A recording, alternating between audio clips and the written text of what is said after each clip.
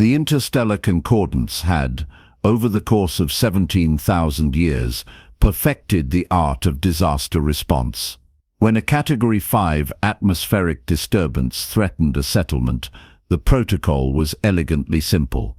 Activate climate shields, retreat to reinforced shelters, enter metabolic stasis if your species permitted it, and wait for the properly credentialed relief teams to arrive with nutritional supplements and psychological counseling.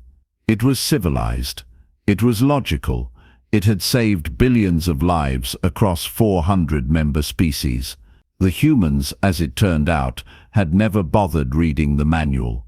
Tethys 9 was a modest colony world, mostly water, with archipelagos scattered across its surface like someone had punched a continent and watched the pieces float away.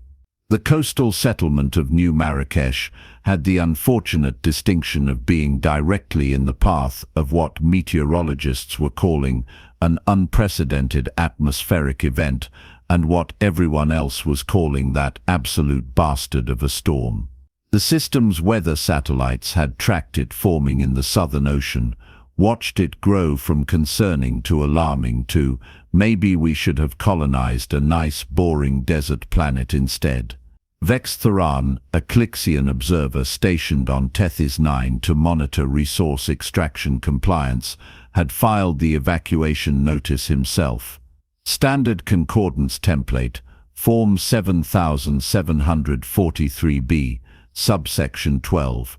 He'd transmitted it to all registered inhabitants, both permanent and temporary, and settled into his own reinforced habitat to wait out the storm in the approved manner. His species didn't do stasis, but they did possess the remarkable ability to reduce their anxiety levels through controlled breathing and mandible meditation. He was going to need a lot of meditation for what was coming. The storm hit New Marrakesh like the galaxy's angriest fist. Wind speeds exceeded 200 kilometers per hour. The storm surge lifted the ocean and threw it inland with the casual violence of a child upending a bucket. Structures that weren't rated for extreme weather simply ceased to exist. Trees that had stood for decades became horizontal. The rain didn't fall so much as attack from every direction simultaneously. Inside the various emergency shelters scattered across New Marrakesh, the non-human residents waited with the patience of species who understood that nature was to be endured, not confronted. They had their emergency rations, their backup power systems, their meditation exercises or stasis pods or whatever cultural mechanism helped them cope with being trapped while a planet threw a tantrum outside. Quillix, a Fenari trader who'd made the catastrophic decision to extend her shore leave by 1 day, huddled in a properly sealed emergency shelter, watching her species' traditional prayer beads float in the zero-gravity pocket her suit systems had created. The Fenari evolved on a low-gravity world, and their solution to most problems involved making gravity go away. She was safe, comfortable, and absolutely certain she'd never trust a weather forecast again. Merchant Captain Drummeth, whose cargo vessel had been grounded for repairs, had moved his entire crew into the settlement's main emergency bunker. The Throgian people were nothing if not cautious. They'd survived as a species by having excellent contingency plans and even better insurance. He'd already filed preliminary damage reports with 7 different agencies. The paperwork was immaculate. And the humans were doing something that would require entirely new paperwork categories. Hendricks had grown up on Earth's Gulf Coast, which apparently qualified him as the settlement's informal disaster coordinator. Nobody had voted on this. Nobody had appointed him. He'd simply started giving instructions, and people had started following them because he said everything with the confidence of someone who'd done this before, which, terrifyingly, he had. Right, he'd announced as the storm warnings escalated from yellow to red, to please for the love of all that's holy take this seriously. We're going to need the fishing nets. The big ones. And someone find Pavel, We'll need his smoker. Okoye, who served as the settlement's agricultural coordinator and had the kind of practical sense that civilizations are built on, had stared at him. The storm is going to flatten everything, and you want to go fishing. Not during the storm, Hendricks had replied, as if this clarified everything. After storm's going to push every fish, crustacean, and edible sea creature inland. We'll have food everywhere. Be stupid not to catch it. Chen, whose engineering background had apparently not prepared her for this particular application of forward thinking, had slowly nodded. That's either brilliant or insane. It's both, Hendricks had said cheerfully. Pavel, you got your smoker secured. Pavel, who'd been smoking fish on Tethys 9 for 3 years and had opinions about wood selection that could last hours, had given a solemn thumbs up. Is safe. Also, I bring extra wood. And spices. If we cook right. Vexed Thoran, listening to this exchange through his habitat's external audio sensors, had tried to understand what he was hearing. His translator was working perfectly. The words made sense individually. Together they formed some kind of human logic that existed perpendicular to reason. The storm raged for 14 hours. It was the kind of meteorological event that planets remembered. The wind had screamed with voices that seemed almost intentional, as if the atmosphere itself was having opinions. The rain had been less like precipitation and more like the ocean deciding to experience life as a cloud and immediately regretting it. Lightning had turned the sky into a violent art installation, all jagged beauty and terrible power. The humans, inside their reinforced community shelter, had spent the time planning menus. We'll have more fish than we can eat fresh, Chen had noted, sketching out calculations on a salvaged datapad. We need preservation methods. Smoking, salting, drying, Pavel had listed. I teach everyone, make it community project. What about the aliens? Marcus had asked. Different species, different dietary needs. We'll figure it out, Okoye had said, with the calm certainty of someone who'd fed diverse crowds before. Most protein is adaptable. We'll do variety, let people choose. Hendricks had grinned. We're planning a post-apocalyptic buffet. Post-storm buffet, Chen had corrected. Let's not be dramatic. When the storm finally passed, moving inland to terrorize someone else, it left behind a coast that looked like it had been redesigned by a committee of drunk toddlers with a grudge. The beach had relocated itself. Buildings existed in states ranging from slightly damaged to conceptual art installation. The carefully planned streets now featured unexpected water features and sculptural debris arrangements. Vexed Thoran emerged from his habitat, his mandibles clicking in distress at the devastation. Structures had been reduced to frameworks. Vegetation had been stripped or relocated. The beach was now several hundred meters in the wrong direction, and everything smelled like salt, mud, and catastrophe. He activated his communication array, preparing to send the standard post-disaster assessment. Casualty count, pending. Infrastructure damage, extensive. Relief requirements, substantial. Estimated recovery time, considerable. Then he heard the laughing, human laughter, specifically.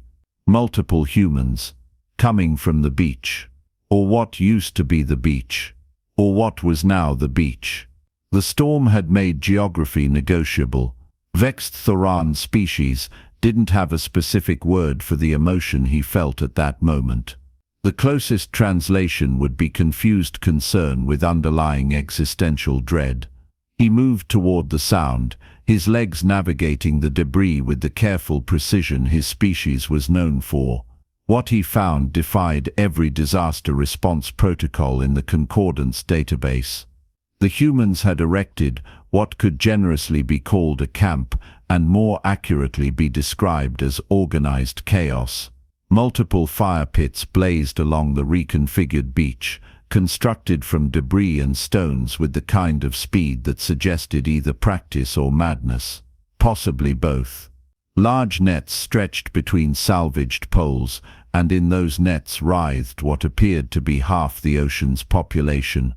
Hendricks stood knee-deep in floodwater, hauling in another net with the help of Chen and 3 other humans, whose names Vextharan hadn't learned yet, but who moved with the synchronized efficiency of people who'd worked together before.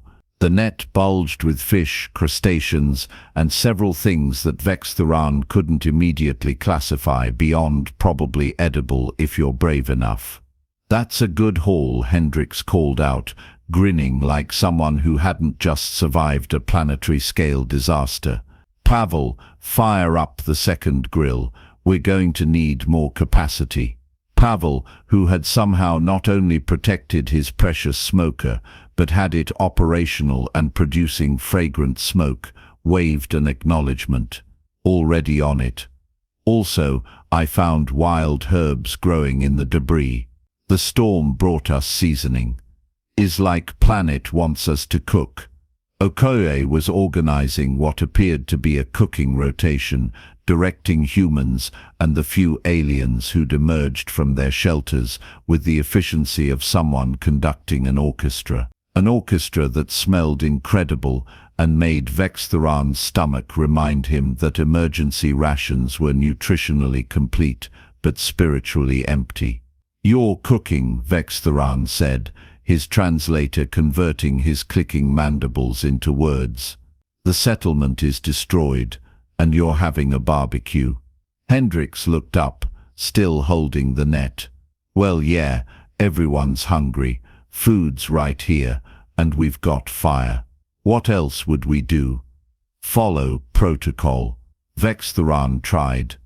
"Wait for official relief. Conduct damage assessments. File reports."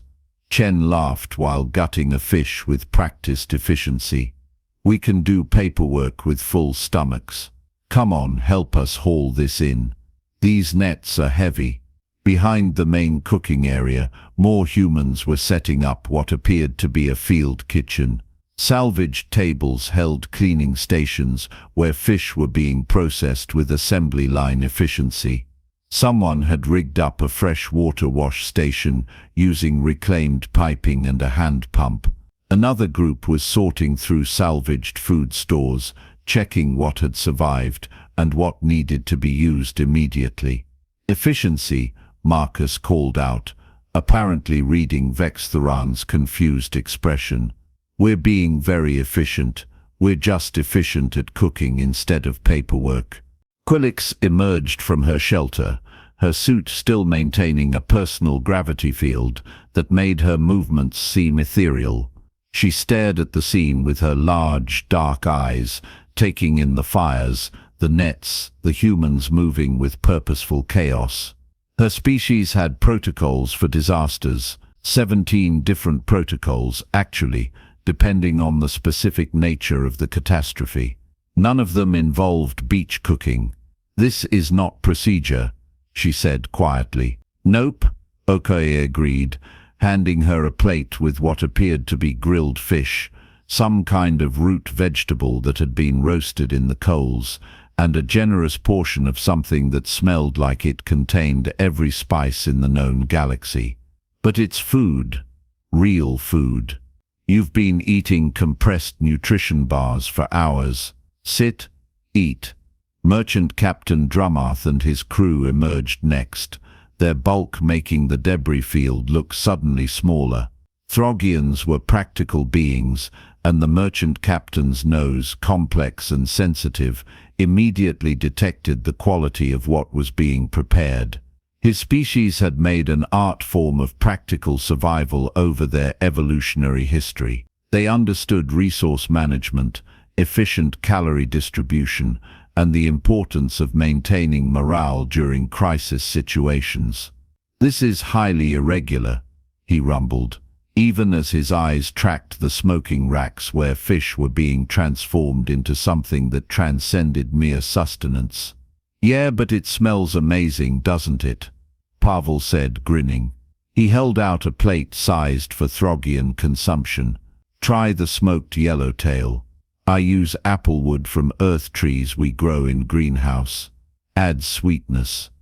The merchant captain's crew looked at him. He looked at the plate, then at his emergency rations, which were scientifically formulated for maximum nutrition and minimum enjoyment, then back at the plate, where smoke still rose from perfectly prepared fish.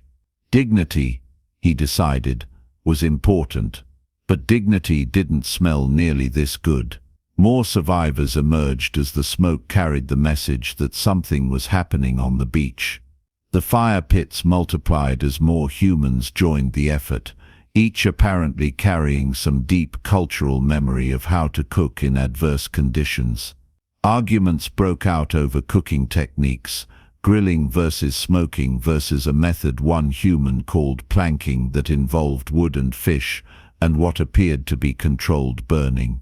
"In my family, we always scale the fish first," one human insisted. "Scales add flavor and protect the meat," another countered. "You're both wrong. You smoke it whole and let people decide," Pavel declared with the authority of someone who'd been smoking fish since before the critics were born. A younger human named Keiko had set up what she called a sushi station, preparing raw fish with the kind of knife work that looked like performance art. "Fresh caught means we can do raw preparations," she explained to a fascinated group of aliens. "Different flavor profiles, different textures. Options matter." Vexed Horan attempted to document what he was witnessing, but his report kept evolving into phrases like inexplicable community cooking event and protocols entirely abandoned in favor of grilling. His supervisors were going to think his translator had malfunctioned, or that he'd suffered some kind of psychological break, possibly both. More aliens arrived, drawn by curiosity, hunger, or the simple fact that their emergency shelters were technically safe but profoundly depressing. The humans welcomed each one, thrust plates into their hands or appendages, and explained the various dishes with the enthusiasm of people sharing a deeply held passion. "This one's spicy," Chen warned a Clixian. "Your species might want to try the herb-roasted version instead. We've got a mild option with local greens. The soup has bone broth," Okoye explained to a gelatinous Prelian. "It's nutrient-rich and should work with your digestive process. Let me know if you need it warmer or if the consistency needs adjustment." Hendricks had moved from fishing to coordination, directing the flow of food from sea to fire to plate with the practiced ease of someone orchestrating a very delicious disaster response. When a family of Urani emerged from their shelter, their young ones clicking nervously at the devastation around them, he immediately had Chen prepare milder dishes, nothing too overwhelming for sensitive palates. "Kids eat first," he said simply, as if this was obvious. As if feeding children before filing damage reports was the natural order of things. And perhaps, Vexed Horan realized with growing discomfort, for humans it was. The afternoon wore on, and the cooking operation expanded. Someone had salvaged bread from a storage unit, and it was being toasted over the fires. Another group was making what they called chowder, a thick soup that used the morning's catch and salvaged vegetables. The humans moved between stations, teaching techniques, sharing recipes, adjusting preparations for different species' dietary requirements. "Our digestive systems can handle capsaicin," Chen explained to a Fenari who'd asked about spices. "Yours can't. So we make two versions. Not hard, just requires attention." Quillix sat on a salvaged crate, her gravity field finally deactivated, eating what had been labeled grilled storm catch with charred vegetables. Her translator was struggling with human food terminology, but her taste receptors were managing just fine. "This doesn't make sense," she said, not quite complaining. "We should be rationing, coordinating, waiting for supply ships." "Supply ships are 3 days out," a human named Marcus said, sitting down beside her with his own plate. "You want to eat compressed bars for 3 days, or you want to eat like this." "Like this," Quillix admitted. "But it's not efficient." Marcus laughed, the sound warm despite the devastation around them. "You know what's efficient? Everybody being miserable while following the rules. You know what works? This. People fed, spirits up, ready to face whatever comes next." Merchant Captain Drumarth was on his third plate. His crew had stopped even pretending to maintain professional dignity. One of them, a younger Throgian named Belvax, was actually helping Pavel tend the smoker, learning the intricacies of temperature control and wood selection with the focus of someone discovering a new religion. "In the Concordance guidelines," Drumarth said slowly, smoke still rising from his plate, "disaster response is a 14-stage process. Assessment, triage, resource allocation, psychological stabilization, infrastructure evaluation." Yeah, Hendricks interrupted, not unkindly. "We did all that. We assessed that everyone was hungry. We triaged food versus paperwork. We allocated fish to mouths. We stabilized psychology by giving people something positive to focus on. We're very efficient." "That's not," Drumarth started, then stopped, because, looking around the beach, at the dozens of species sitting together, eating together, the shock and trauma of the storm fading into something else, was this not effective? His people valued results above methodology. These were results. Irregular, improperly documented results that would give the Concordance bureaucrats migraines, but results nonetheless. The fires burned into the evening, painting the debris-strewn beach in warm orange light. More survivors arrived, and the humans simply expanded the operation. More nets went into the water. More fires were built. Someone had salvaged musical instruments from a partially collapsed building, and music joined the crackling of flames and the sound of conversation in a dozen languages. A Prelian elder, whose name translated roughly as shimmer in deep water, approached Okoye with what passed for curiosity in their species. "Why do your people do this? Make celebration from catastrophe?" Okoye considered the question while turning fish on a grill. "We're not celebrating the storm, we're celebrating surviving it. There's a difference. Life keeps happening, even when things are terrible. Might as well make it good life when we can." Vexed Thoran found himself sitting near one of the fires, a plate balanced on his leg segments, eating fish that he'd watched get pulled from floodwater 30 minutes earlier. It was absurd. It violated every protocol. His disaster response training had specifically covered the importance of proper nutrition distribution systems, contamination prevention, and psychological crisis management through structured activities. It was also the best meal he'd had in months. "You're wondering how we're this stupid," Pavel said, settling down beside him with a container of something that smelled fermented and probably was. "That's not," Vexed Thoran started. "Is okay, we know how it looks."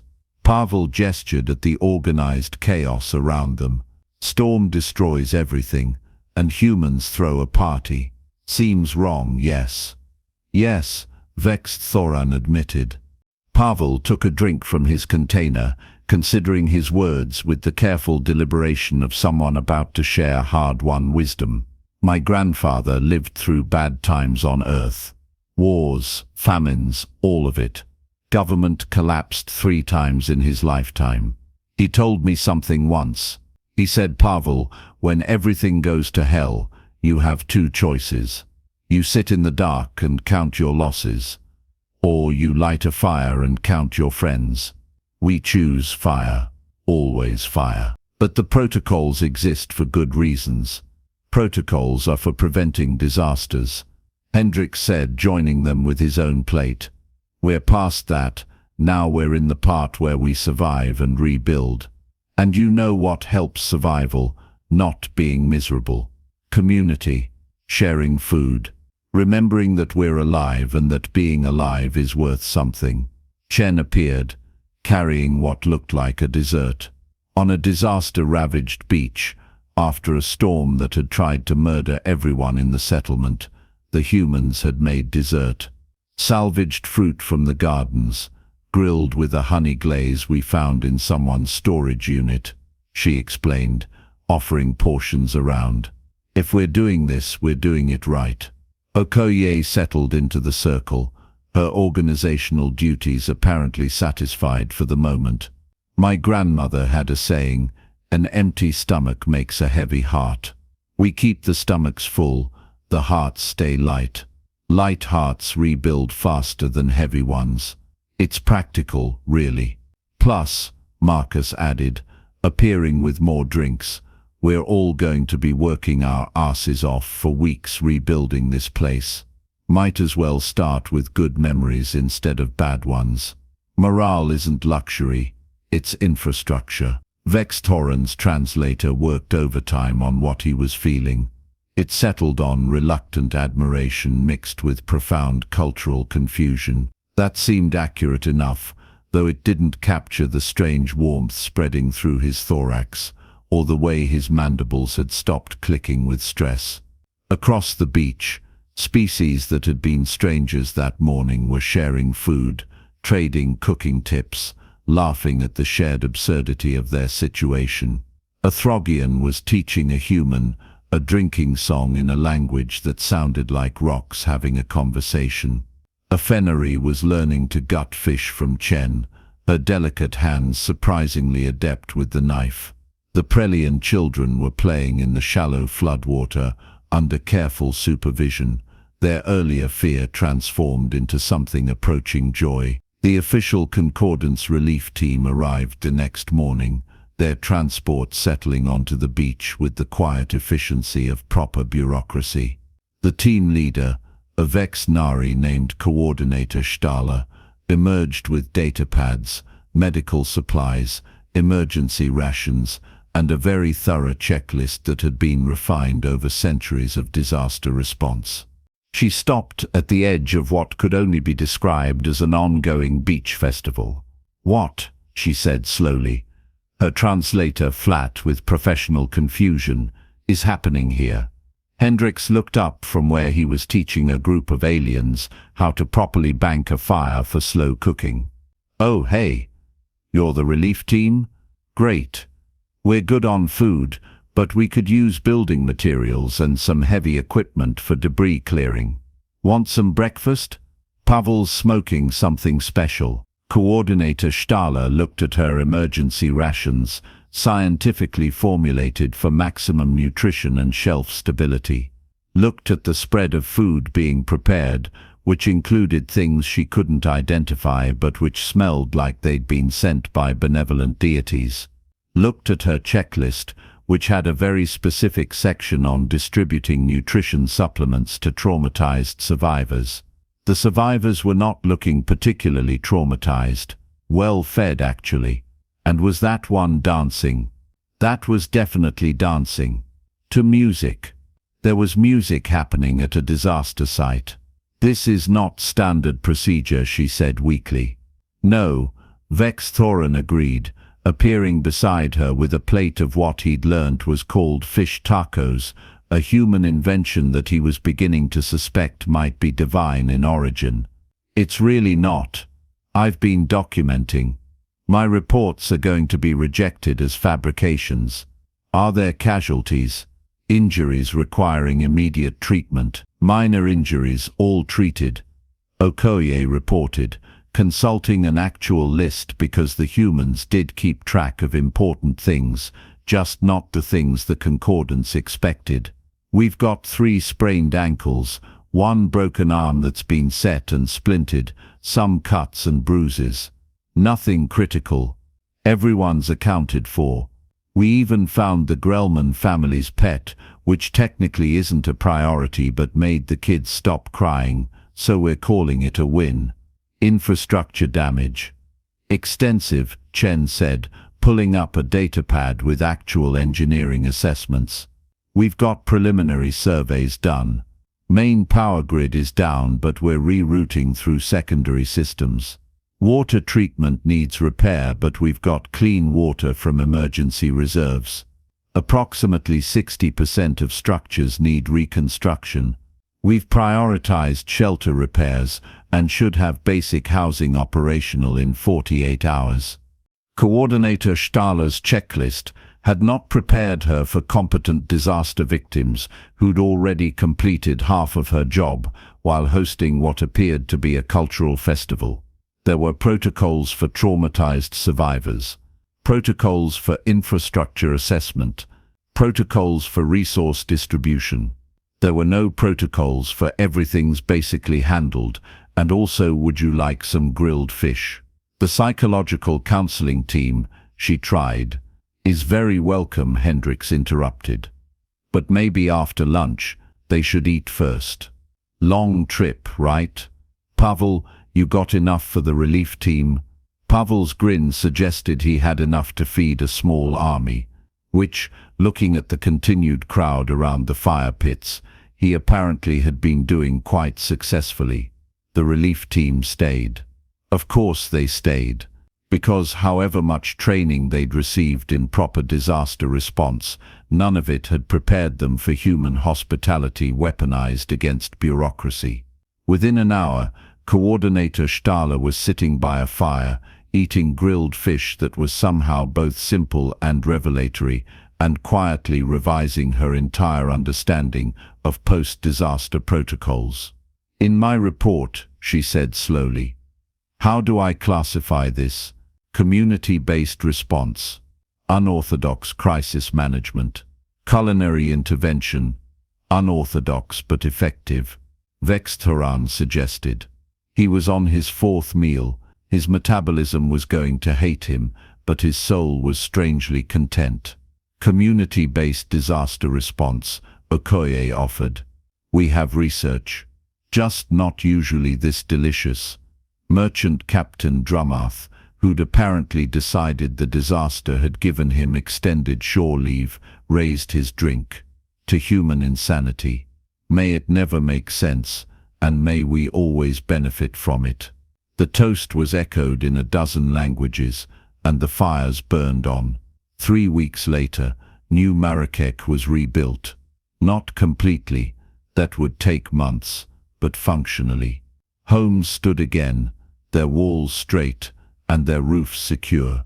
Infrastructure hummed with the quiet efficiency of proper engineering. Gardens were replanted, markets reopened, and life resumed its normal patterns with one notable exception. The fire pits remained. What had started as disaster response had transformed into tradition. Every evening, as the sun set over Tethys 9's reconfigured coast, fires were lit on the beach. People gathered. Food was shared. The humans cooked, and everyone ate, and what had been necessity became community. Species that had barely interacted before the storm now gathered regularly, trading recipes and stories and laughter.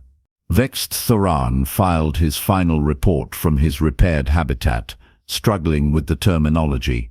Humans, he wrote, do not respond to disasters according to established protocol.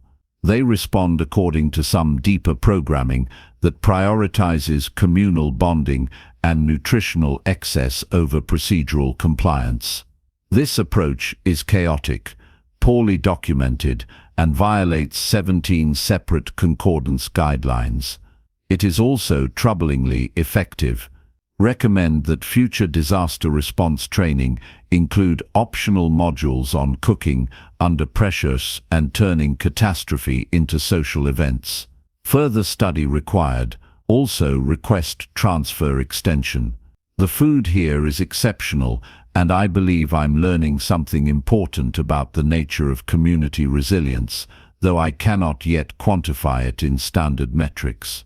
He transmitted the report, then headed down to the beach. Pavel had promised to teach him the secrets of proper smoking techniques, and vexed Thuran had discovered that he was, despite his species' logical nature and preference for standardized procedures, deeply interested in learning. On the beach, fires crackled with the sound that had become as familiar as his own breathing. Humans laughed, that peculiar sound that seemed to defy logic and trauma in equal measure. Aliens from a dozen worlds sat together, sharing meals and stories, bound together by having survived something terrible and chosen to celebrate being alive rather than mourn what was lost. The Interstellar Concordance had spent 17,000 years perfecting disaster response through careful study, rigorous testing, and continuous refinement of protocols. The humans had spent one afternoon inventing something better, armed with nothing but fishing nets, fire, and an apparently unshakable conviction that feeding people was more important than proper documentation. They'd invented community with a side of grilled fish, and somewhere in the Concordance's vast databases, in the section on human behavior that grew longer and more confused every year, a new entry appeared: when in doubt, let them cook. Results may be unconventional, documentation will be incomplete, and supervisors will require additional meditation time, but survivors will be fed, happy, and somehow prepared to rebuild the world. Do not question the process. Simply bring plates and accept that human logic operates on frequencies we cannot yet detect. The galaxy slowly, and with great reluctance, was learning that sometimes the best protocol was no protocol at all. Sometimes the best response to disaster was just to light a fire and see who showed up hungry. And sometimes, just sometimes, the most important thing wasn't following the rules, it was remembering that survival meant more than just staying alive. It meant staying human, in all the best and most infuriating ways that word implied.